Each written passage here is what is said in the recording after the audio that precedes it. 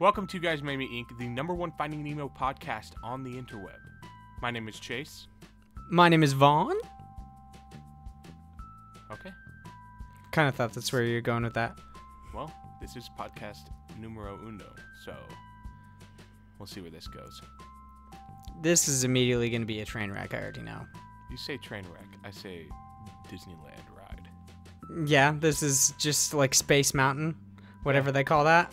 It's just amazing. It's all downhill from here. It's all downhill from here. It's just the easiest part of the hill. You've been reading up on that Aziz and Imsorry situation, correct? So, What yeah. a bummer, dude. I'm not super excited about it. So basically, if you guys are excited. I just, as being an Aziz Ansari fan, I honestly think I developed a lot of my persona, like who I am, based on his comedy, because I actually really enjoy him. And after like reading through this, I don't really know 100% how to feel about it.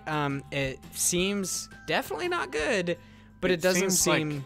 It seems like I could see how both parties misunderstood what's going on, but yeah, it definitely seems like he was definitely being creepy. If you read through the whole article, it gets weird in certain spots. He's like just doing weird ass shit, taking her hand and putting on his dick and all sorts of stuff, and like knowing that the entire context of this this altercation, whatever you want to call it, is them being naked, is so much more uncomfortable. Because like, just imagine how uncomfortable you feel just naturally being naked, and then it's like, oh, you're not only naked, but you're in a way being violated. But in the end, you see the text messages, and he apologizes because she goes on this big, I don't want to call it a rant, but she basically goes through all this being like, oh yeah, you in a way violated me, you made me feel uncomfortable and all this. And then he's like, I'm really sorry. I guess I just kind of misread the situation. So I'm not 100% sure how to feel about it in either way. Like, yeah. The situation seemed a little misread by Aziz Ansari because, I mean, what do you think in that situation? I mean, and I read somewhere that it's kind of interesting because this is kind of how guys are taught, you know? You go out on a date with someone. You have a good time. He seemed like he was rushing it, and she definitely seemed like she was not having a good time. But she still went back with him to his apartment, and, you know, it was just kind of weird, man. Yeah, it seems really uncomfortable through most of it, how it seemed like, I don't know, I would like to hear his side of this story, because at the moment, from just what I've seen, we've only kind of seen hers, where it's her talking about how all of this stuff has gone down, but I'd like to know, like, his side, because she says when they went to dinner, he started rushing. Once they got the check, he was immediately, like, wanting to get out the door. He wanted to do stuff, kind of a thing. And I just want to know his side of it, like, if he thought it was going super well, and that's why he wanted to get out of there so fast. Well, because I feel like, just as a person, you can kind of sense when someone's not enjoying their time. Yeah, you can definitely sense it, but also she says, like, during the date, she felt totally fine. It was just a nice date. I mean, if I was on a date with somebody and I thought it went completely bad, I don't think I'd go back to their apartment with them. But then I read some more things that it was kind of like women get pressured into stuff like this, and this was coming from, like, just tweets, you know, I was seeing from literal just people. And, oh yeah, a lot of the women were saying that you get pressured into it, and a lot of the guys were being very, like, ignorant about it. Like, you don't have to go. It's like, well, yeah, you don't have to go, but you're being pressured into something. I feel like we've all been pressured into something.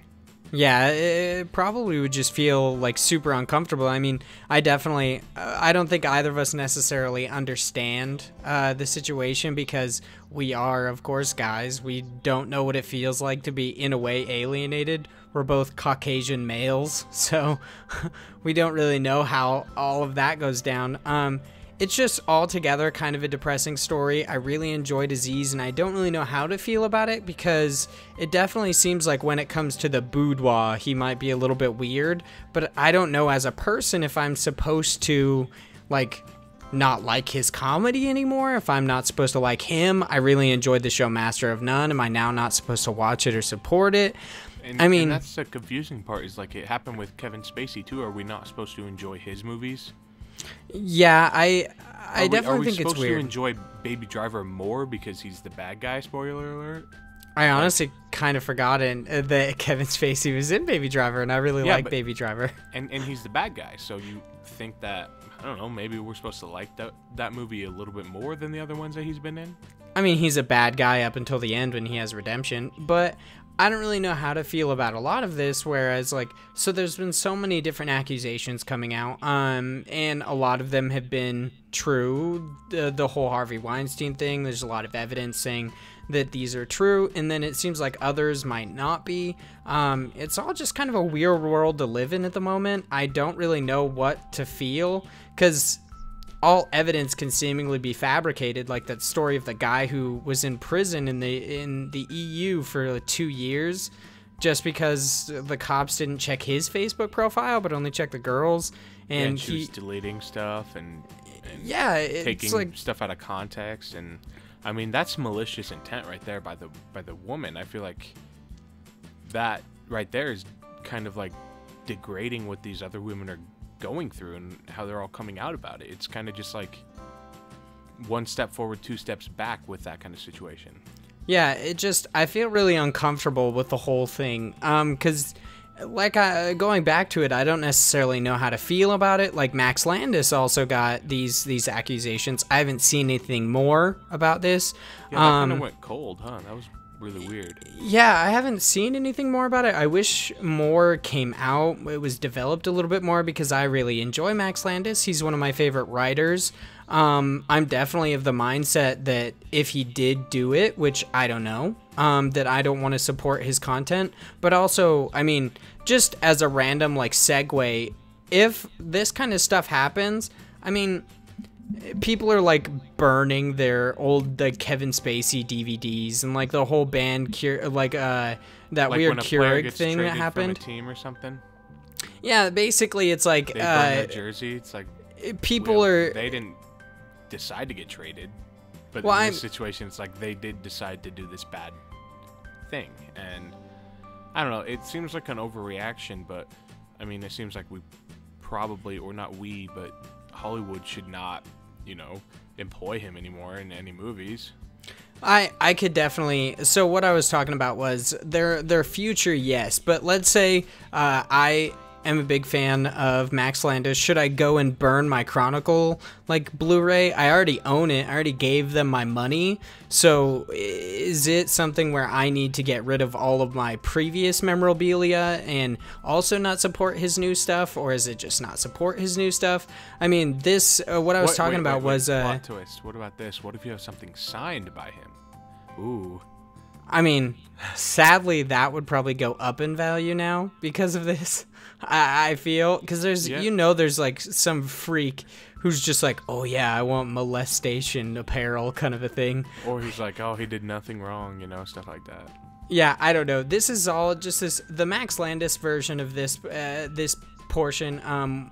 We don't know anything more. It was an accusation. I don't know anything more. There might be more.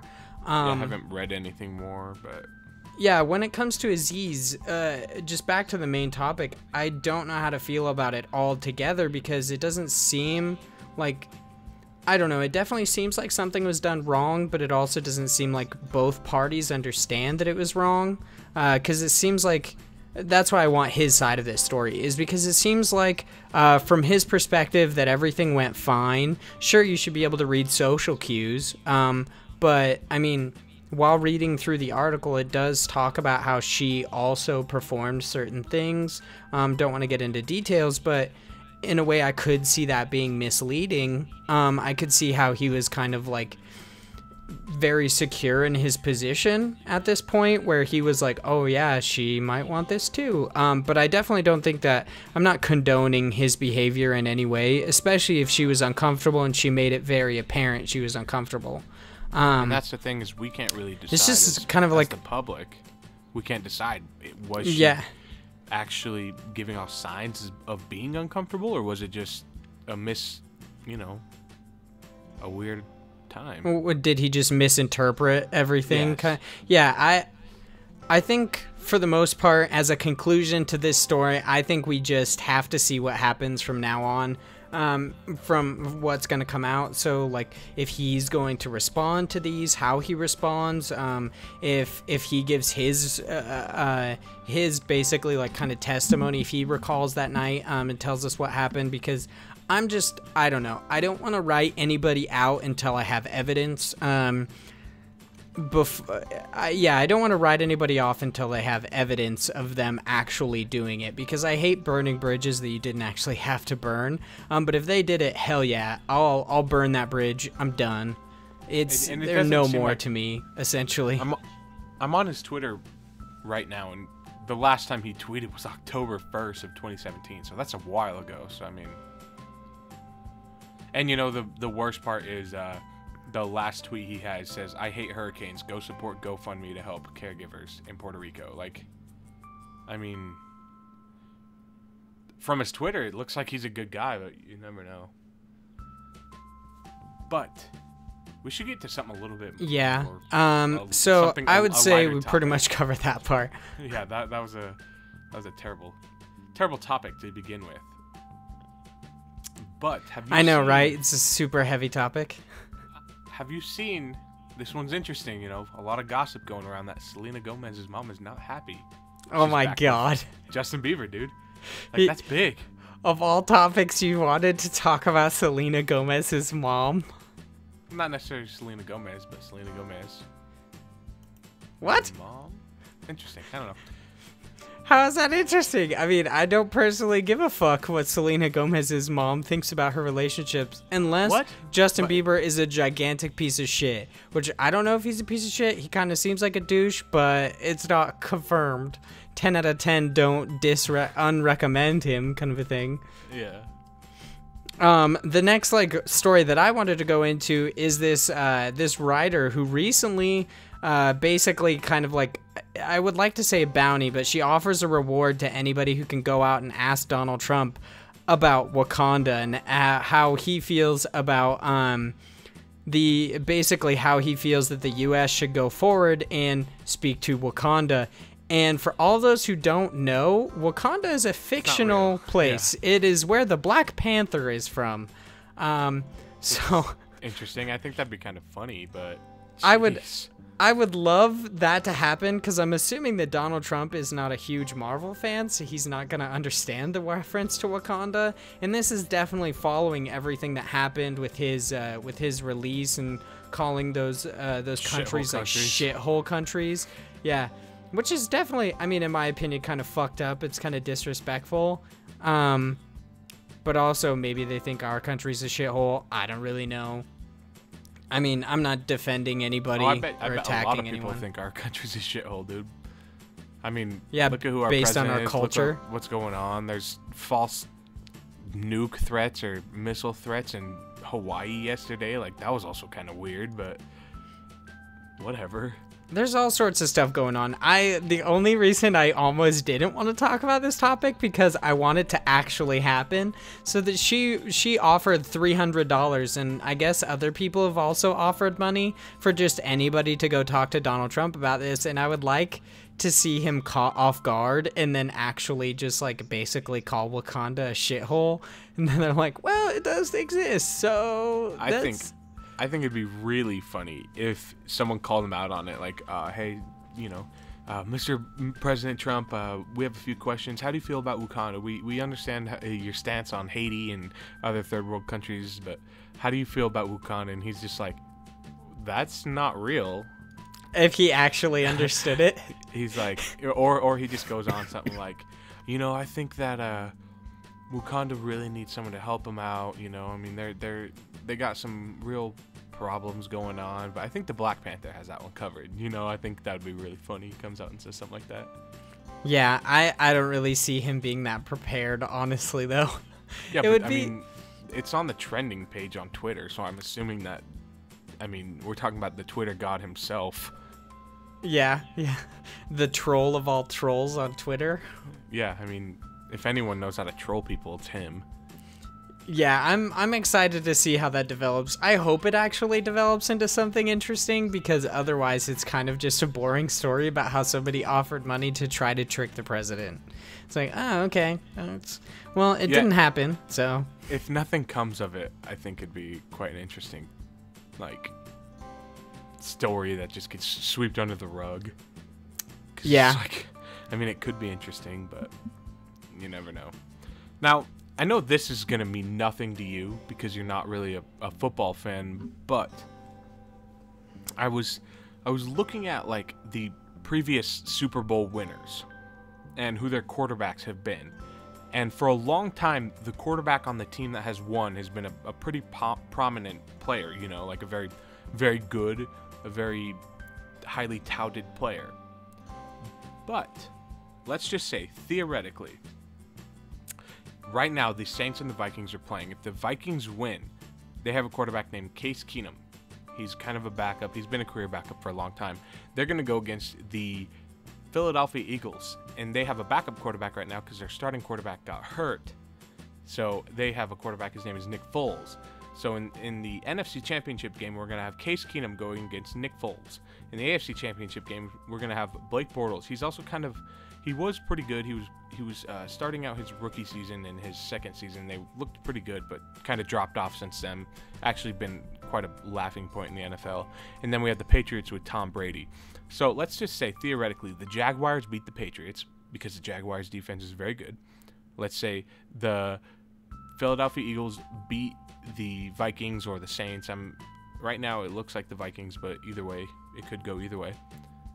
You would have Case Keenum or Nick Foles versus Blake Bortles in the Super Bowl, none of which are very, like, highly touted quarterbacks. I just thought that was quite interesting to think about. That these basically no-name football players are gonna come in and actually be known for something now, that they're gonna win. Well, they're going to the biggest stage in football, and so it's like, I mean, it's just a interesting story because you've had previous quarterbacks like Tom Brady win it. Cam Newton was there. Eli Manning's won a few, you know, just some really big names. And it's like, well, this year we could have someone that really no one was expecting to even play a snap this season, except for Blake Bortles. But a lot of people didn't want him to be the Jaguars quarterback because he's not the world's best. Yeah, I know absolutely nothing about sports. So no, yeah, I know. Yeah, hearing you talk about this is just hearing gibberish, essentially. It's like, oh, yeah, okay, cool, Jaguars. What would be really interesting if they just released a Jaguar in the stadium and saw what happens, you know what I mean? If they just, instead of actually having the players go out there, if they took the mascot for each team, got the real animal, and had them duke it out. Yeah, it'd be like that old Animal Planet show, like which one would actually win between a bear and a saber-toothed tiger, shit like that. It'd be really intense. You'd have a Viking going against like an eagle. I think it's technically animal abuse, but damn, that would be interesting. It'd be interesting, but I mean, on the other side, you'd have a patriot, which I guess a patriot would be like a revolutionary like fighter, like a Minuteman kind of, you know. Yeah, it would just be a random ass dude with a musket. With a musket against a jaguar, and I'm not sure that he'd last too long. I mean, he's got a musket, dude. You never know. This could be like Jack Reacher, and he's gonna beat this fucking jaguar up with his musket. You never know. He has one shot, pretty much. I mean, those muskets are not easy to reload. More interesting things have happened. In my opinion, not really in football stadiums, but yeah. In stadiums in general? Yeah, just kind of in stadiums. I mean, I don't really think anything interesting has happened other than, you know, like nip slips and such. That's really interesting. Those or that always seem to backpack make kid. news, huh? Or like that really weird shark that Katy Perry had. I'm pretty sure that was in a stadium as well. That was in a stadium. You're right. Oh, man. I'm a freaking stadium expert. That was a halftime show. Oh, yes. At a Super Bowl, actually. At a Super Bowl? Not during the Super Bowl. It was just there. It was halftime. Okay, gotcha. That's not like a big part of the Super Bowl? I mean, actually, for most people, it's probably the biggest part. Yeah, that's basically the only reason I would ever watch the Super Bowl. That and the commercials, really. That, food, commercials, that kind of stuff is just altogether the only reason I would watch the Super Bowl. And people, you know, just to hang out. Nah, fuck people. I'll just eat their food. You got like that 6-layer dip or whatever. A real question for you. Have you ever been on a plane? I went on a plane once when I was a small child, and I barely remember it. Okay, I've been on a few planes, not a whole lot, maybe 4 times, they're back. Yeah. And nothing really crazy has ever happened. Maybe a little bit of turbulence and stuff. But have you seen this plane that, like, I guess it, like, drove off the side of this runway? Yeah, basically drove off the side of the runway and almost into, like, water. Yeah, that's kind of sketchy. It makes you seriously wonder what's happening to planes these days. Like, a couple years ago, there was that plane that just went missing. Nobody knows where it went. Malaysian airline. Yeah, it just disappeared, kind of a thing. It just into thin air, and now there's just a plane, like, driving off into the sunset / water. You have to wonder what the hell these pilots are doing. They say, I don't know who they are, but they say that taking off is the most dangerous. I'm not sure, was it taking off or landing?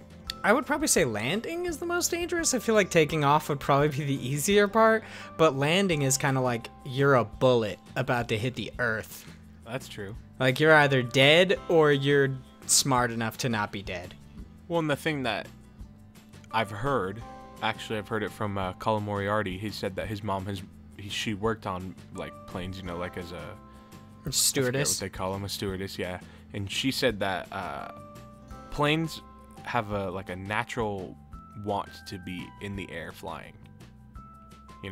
Yeah, I sure hope so. I mean, if they want to hit the ground, that's not exactly what I'd want to happen. No, but what she was saying was the only way the plane's going down is if someone wants it to go down. I mean, that's always nice. I guess if anybody, I don't know what the word is for being afraid of planes, but if anybody's afraid of planes and listen to our podcast, you're good. Planes want to be in the air. I don't know how much scientific evidence is backed behind that, but I don't know. That's what she said.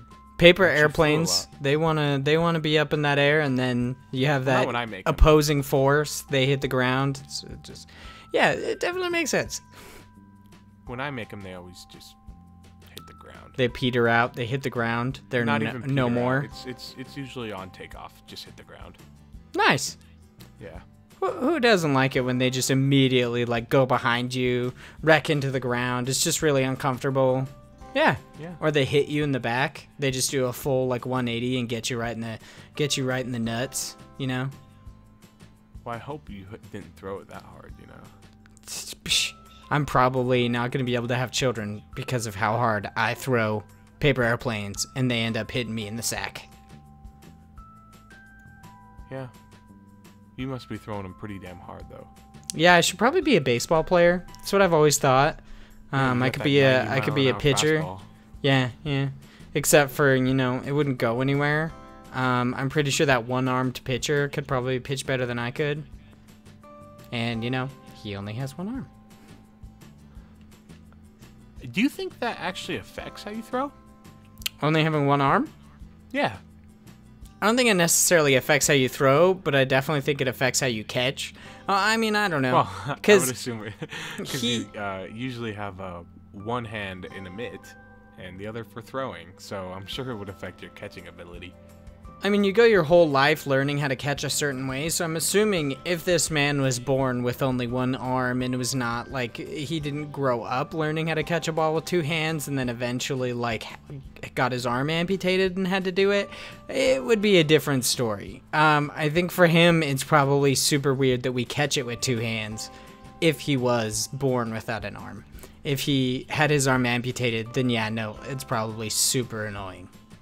Now, there's a Twitter account that I follow, and again, it's not really going to mean anything to you because it's sports related, but it's called Freezing Cold Takes, and what it does is people before games or before, sporting outings, it could be baseball, it's usually football because it's one of the bigger sports in the United States.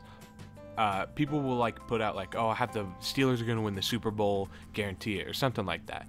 And what he does when the Steelers lose in the playoffs, so they're out the rest of it, he retweets what that person said. So it's kind of like, you messed up. But it's just kind of funny. So he does what? He like retweets like, their shit talking?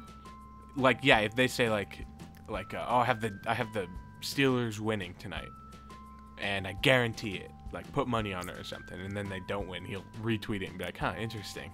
He's basically just an asshole about it. Like, in retrospect, he's like, haha, you're a dumbass.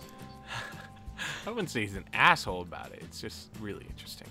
I've always, like, wondered... So, before UFC fights, they basically just talk a whole lot of shit. They're like, yeah, I'm gonna pound his face into the ground. Like, he's dead. He's gonna die tonight in this ring and stuff like that. And I've always wanted to have them to have, like, after interviews where they basically, like, the guy who just got his ass beat has to talk now. And he's just like, well, it was good match. I got punched a couple times. I wasn't expecting it. Kind of a thing. I listened to the Joe Rogan podcast, and he actually talks. And if you don't know, he's a comedian, and then he like announced UFC fights, you know. And when the person would win or whatever, he would go in the ring and like start interviewing them. Well, a lot of people, or I'm not sure if he was talking about management or whatever, people wanted him to start interviewing the loser. Yeah, I don't know why you just interview the winner. The loser is way more interesting.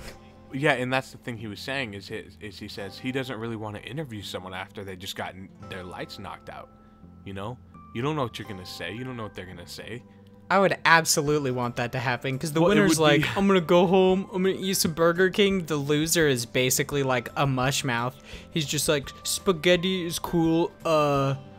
Donkeys are fun and giraffes are tall. And you're like, wow, amazing interview. That would be probably the most interesting part of UFC other than, you know, the people punching each other. Now, it would definitely be interesting, but I'm not sure how, like, good it would be. Oh, it'd probably be terrible. No, I definitely think it'd be terrible. For, like, you know, like, numbers. Like, you know, numbers for, like, views and stuff. They would go up because they'd be like, oh, I don't care about the fight, but they just lost. I want to tune in and see what's up. I would literally only watch that part. I would just watch the part about these like dudes who basically talk so much shit before the fight that just got humbled in the fight. Like people who get their legs broken and shit during the fight that beforehand were just like, I'm freaking immortal. I'm gonna crush this bitch. Like all that stuff. You're like, so, how'd that immortality treat that broken leg, bro? And he's just like, ugh. And I've heard there's a lot of fighters out there that really don't want to, like, you know, talk shit and stuff.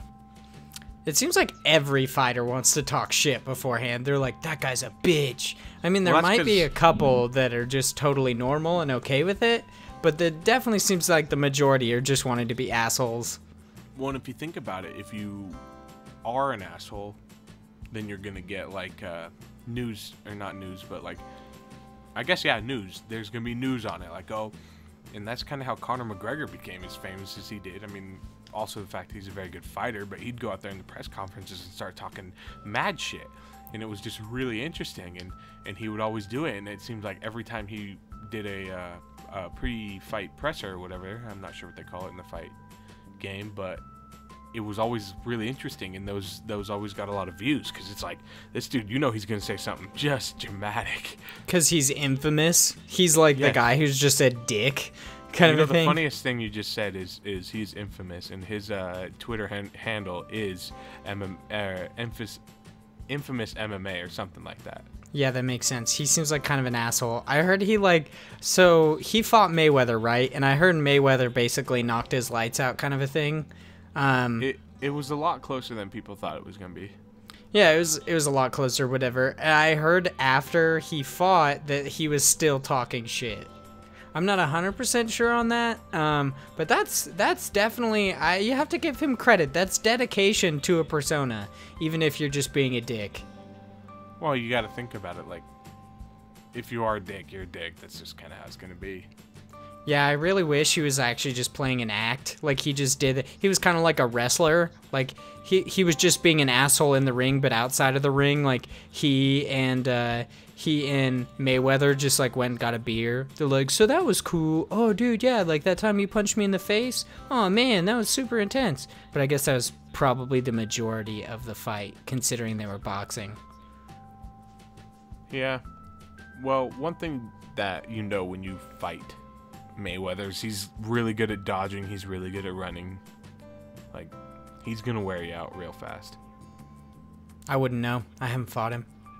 Well, I haven't fought him either, but I've watched quite a few fights. So I haven't even watched his fights. I wanted to watch that fight, but I was just, I don't know, working, doing something else with my time, kind of a thing. I didn't want to pay for it, I guess is what I'm saying. I just wanted to watch the, like, after everything happened, the roundup, essentially. For sure. Right. I watched a video and someone was, like, you know, walking around. I think they lived in, like, New York or something, but they were walking around to, like, bars and stuff to see if they could get in for the fight. And, you know, usually when there's a fight like that, there's an upfront pay. But, like, bars that have, like, windows and stuff facing the street, they had, like, literal tarps up. People just sitting outside? Oh, no, so you couldn't sit outside. Yeah. Well, that makes a lot of sense, because there's probably a lot of people that were just like, oh, just watch it from outside. Like, I don't need to be in the air with everybody, just because they didn't want to pay the cover charge. That's pretty amazing. I mean, it's smart, man. That's how the rich stay rich. I wouldn't necessarily expect that from most people. Just sitting outside, like, waiting for all of them. Yeah. So, Vaughn, has anything interesting happened to you lately? Anything interesting happened to me? I mean, my life is kind of boring for the most part. I always like to think of my life as, like, being this superhero and doing so many cool things. And really, it's more like I just come home and I play a lot of video games. And I talk to myself in a room with nobody there. I recently started posting, like, new videos on Fanboy Talks, which this will also go up on Fanboy Talks. But for the most part, yeah, nothing a whole lot interesting has happened other than yesterday. Actually, now that I think about it, because this just sparked my freaking idea box, my juice box. Juice box? Yep, my juice box. It's ready. It's done. I don't know. The oven has dinged, wherever I want to go with that analogy. So, me and my girlfriend, we had just gone to the pharmacy inside an Albertsons. If you live in other places, it might be called a Safeway, or it's an Albertsons, whatever. We leave this pharmacy, we walk out, and just hear some dude screaming at the top of his lungs, like, fuck you, I said I'm sorry, whatever. I look over, there's a guy, like, obviously he's far across the parking lot, but he is punching this dude's Suburban. He's just straight up, like, bare knuckle boxing this guy's car. Like, that just is crazy. Yeah, what just the hell? Random dude punching a car, like, yelling about how he was sorry, how he said he was sorry, and that this guy needs to leave him alone, and all sorts of super weird shit. And of course, as people, we were like, oh my god, what happened over there? We want to go see. Sadly, the guys had, like, walked away or gone into, like, a car wash. They, like, walked into a car wash before we could, like, get our car close to see what happened. But yeah, that was by far one of the weirdest things that has happened to me recently, was watching a dude just straight up punch a car. I don't think I'll ever probably see that again in my life, because I don't know many people who are 100% willing to punch a car. No, crazy stuff like that, man. You live for it. You know? Yeah, every day of your life is just spent waiting for it. That's creepy. Like, you don't want to be that guy punching cars and stuff. But so I was thinking, so our lives are pretty boring. Yep. If 100%. You could have, and this talk has been, you know, everywhere. If you had one superpower, and you could choose what it is, what would it be? I've thought about this a lot. So my one superpower that I've always wanted is, so I've always had dreams of, like, telekinesis and all sorts of stuff, but my true one superpower that I love, and to be honest, okay, I'm just gonna go into it. I would want to control time. That's the one thing I'd want to do. It's been steadfast. I don't give a fuck about flying. Super speed can eat my ass. Super strength, I don't give a fuck. It's just time travel for me. And I love time travel stories so much, even if 90% of them are just riddled with paradoxes. Like, they basically go back in time and see themselves, and they're like, oh, whatever. It's super cool, kind of a thing. I also, like, do some writing on the side, and with, I mean, I don't want to call it a New Year's resolution, but I recently, like, decided that I was going to write more, and one of my stories involves time travel, but I feel like those are so hard to write from just like a writer's standpoint, because you don't necessarily you always have to think about what would happen in any situation. You're like, oh yeah, what if I want him to do this? And they're like, oh, fucking butterfly effect. He's the reason JFK got killed or some weird ass shit. Like, time travel is the one thing that I feel like is just subjective to everybody. Like, rules there shouldn't be a blanket of rules. Like, Doctor Who basically has so many paradoxes in it, but it's still an awesome show. So yeah, time travel. What would yours be, Chase, now that I went on a tangent about time travel? You know, time travel would be nice, and controlling time would be really nice. And I'll tell you one instance when it would be my favorite thing of all time. Is, you know, you wake up in the morning for work, and you just pause time, you fall back asleep. So you wake up when your alarm goes off, pause time, go back to sleep to whenever you just naturally wake up. Yeah, you basically, like, make time go slower. You're just like, whatever, dude, I'm just gonna sleep a little bit more. It's kind of like the snooze button, but it's like a chronological snooze button. You just freaking click that bitch, and it's like, cool, time has stopped. Birds have stopped mid-flight. Like, everything has been done, and you're just like, I'm gonna sleep more. And then you wake up fully refreshed 3 hours later, but really nothing has passed. Yeah, but then there's those, like, you know, paradoxes or those side effects or whatever. You know, I pause it, I go back to sleep, I lose 3 hours. Yeah, I get older 3 it hours, ends up like draining time off your life. That would be so interesting. Yeah, you like click it, you don't notice the 3 hours, but one day you take like a whole day of time, and it turns out like you aged to that full day. That would be so weird. So yeah, you would essentially that really wouldn't catch up. I don't know. Depending on what you did, like you could be an 80-year-old man, and you're only supposed to be 30 if you did it super often. That you'd have to do that a lot. You'd have to do it quite often. But I could definitely, like, from a writer's standpoint, there are definitely some hardcore ramifications of fucking with time in that way. You definitely get older much faster. Now, I have a question for you. If you had a superpower like this, you know, would you use it for good or evil? Honestly, I like many others, unless you're kind of just a sociopath, would like to think that I would use it for good. I would like to think that I would be a hero, but for the most part, I'm like super selfish about it. I don't really want to fuck with time. I just want to travel through time.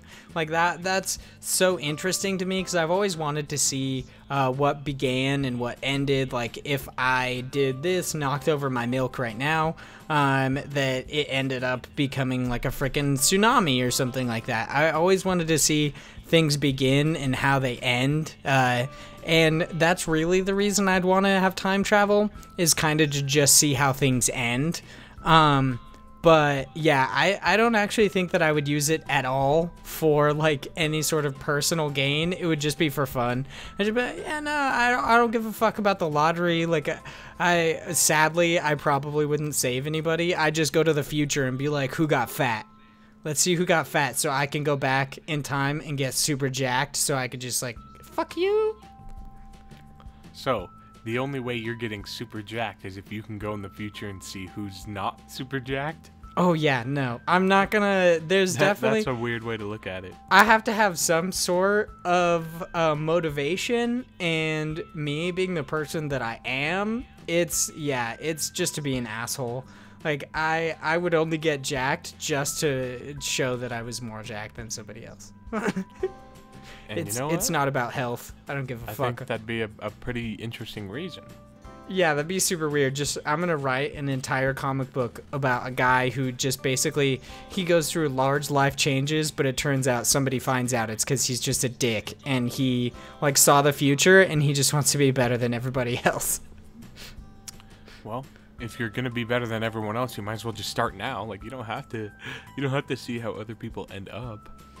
Yeah, but I'm not about that life. I mean, this is kind of a quick segue for me, like talking about writing and everything. But I wanted to know how you felt about New Year's resolutions. So I don't normally make them, and I feel like the things that I chose to do this year isn't necessarily a resolution, because I decided I wanted to get more into my YouTube. So I'm gonna be posting more videos. I've kind of buckled down. I'm writing scripts, and I want to write more just for my content otherwise. So I have several stories that I've wanted to write, and I have decided that I'm going to get more into that, but I don't really think of them as resolutions. It's just something I want to work on.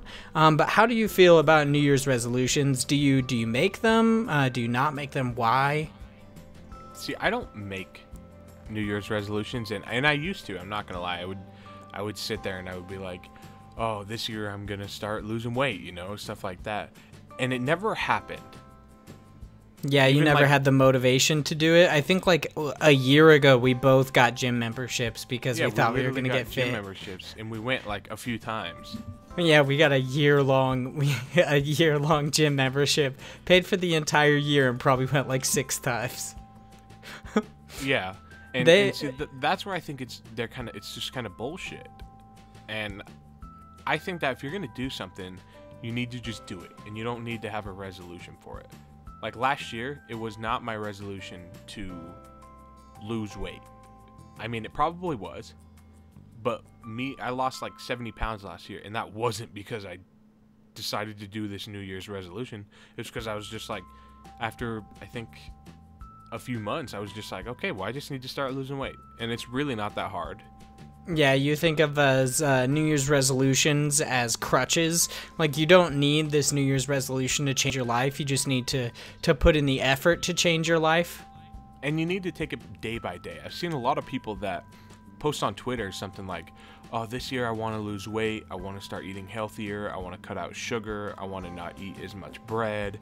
I want to like run every day. I want to bike every day. I want to go to the gym every day. And it's like, you're starting way too high. Like, your expectations, you're just gonna crash. You're starting too high. What you need to do is you need to change one thing. You need to change your lunch. If you go to work and you you go out to eat every day, just stop going out. Just make lunch at home. Yeah. And that'll help. And if you make a good lunch, like what I do chicken, onions, bell pepper, and green beans, and you literally just change that one thing in your life, and maybe try to stop eating, you know, after 7 or 8 o'clock at night, you're gonna lose weight.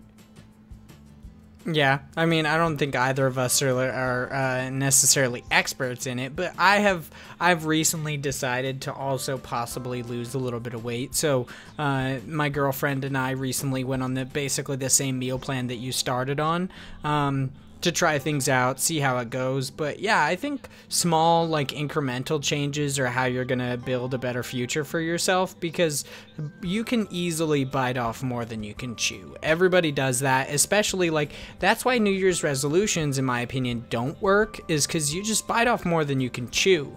You basically say, like, I'm gonna lose set amount. You pile on more than you realistically need to, but like you've said, you just need to make small changes. You need to be like, oh, I need to do this small thing, and then once you accomplish that, you do another small thing, and in the end, it adds up to a lot, instead of being basically like, if you do too much too fast, it won't go anywhere, but if you do a little at a time, you'll eventually start improving your life. I definitely believe that. I think it's a good way to think about things. Well, it's because humans are adaptive in nature. If you change something very subtle in your life for long enough, that is going to be routine. And humans are adaptive, but they're also creatures of routine. Yeah, we're all creatures of habit. Routine. Yes, habit. That's routine, habit. Yes, I think habit. Yeah, I think that's actually how the saying goes. Yeah, it's a creature of habit. And we're creatures of habit. So if you make something a habit, and like I say, walk every day one or 2 miles more than you normally do, that's it. Don't try to change anything else. Yeah, just do that one thing until that is a habit, and then add something else. but people just add on way too much. Like you said, it's a really interesting analogy because a lot of the times New Year's resolutions are lose weight. And you made the analogy of you're biting off more than you can chew. And that is just a fact. If you put too much on your plate, you're going to fail no matter what. That's all there is to it. Yeah, I was listening to a couple podcasts recently, mostly the like a Kind of Funny morning show with Jeff Ramsey and stuff like that. And he honestly, like his portion of the podcast really started to inspire me to write more, because he was like, yeah, just do things. Don't do things for what they might do for you later. Do things for the now. And I've forgotten like a couple other I forgot what other topics or people that have spoken about this, but I was also listening to Colin Moriarty's Fireside Chats, and he recently had a guest on who basically said like it changed his life. It insurmountably changed his life when he decided to start making changes in his life for the future for future gain instead of short-term gain. So basically, like eating an extra piece of pizza now, it'll make you feel better now, but if you don't eat that extra piece of pizza, it'll make you feel better in the long run. Which is kind of how, I don't know, I'm trying to change my life, I guess. Hopefully this show ends up going on to bigger and better things, and we go for a whole year, and then at this point in time next year, I can tell you whether or not making small changes to impact my future has actually helped or not. Or, you know, I'll just be a ragamuffin and I'll be fucking playing video games in my underwear once again. But that's the thing, is you can do both. Yeah.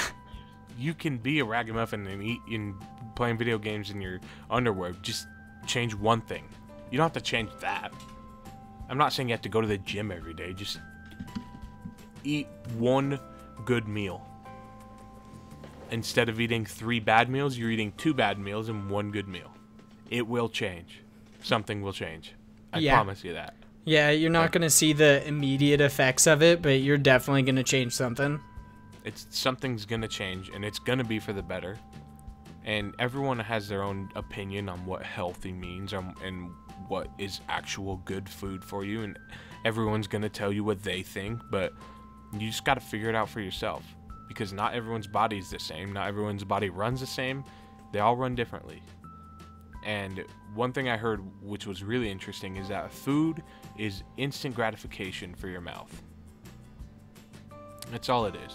If you eat a delicious candy bar now, it's instant gratification. But 5 minutes after you eat that, you're not going to have any more gratification. You're just going to have, you know, more sugar in your body than you did. You're going to have more carbs than you did. And that, I don't know, let's say those few bites it took you to eat that candy bar, that was instant gratification, but now what? You know? Yeah, that definitely, that goes to my point of small-term decisions don't affect your long-term gain kind of a thing. I definitely believe that.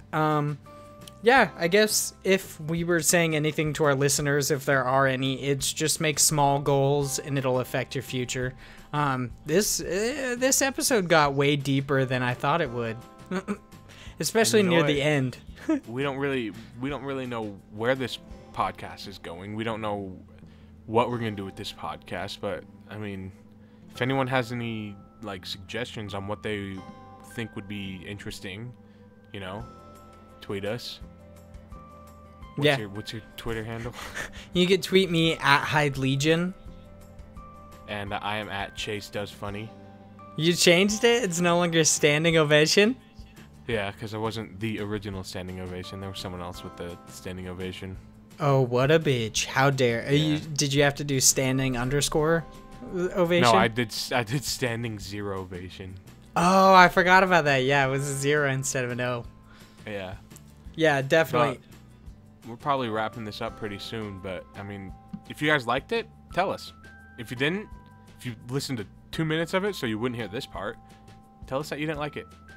So, I mean... Yeah, I definitely enjoy that. We should be posting this on some sort of podcast medium. I don't know which one yet, but it'll also go up on our Fanboy Talks YouTube channel. We're also posting a lot of different videos there as well, but I'm excited about this. I think one episode a week will be pretty good for this podcast. I'm excited to see where it goes. The more we figure out the layout, the way we want to do it, and add more comedy into it. This is the first podcast I've ever done. I mean, we did videos like just on camera that were kind of podcasty, and they were fun and stuff, but this, I think we need to figure out like how to do it, like a structure. Yeah, we need to make a layout for it. So yeah, if you guys have any comments, just put it down in the comment section below. If you're on YouTube, any other medium, I have no freaking idea. I hadn't listened to a whole lot of podcasts until recently. So yeah. And we'll figure it out as we go. Thank you guys for listening.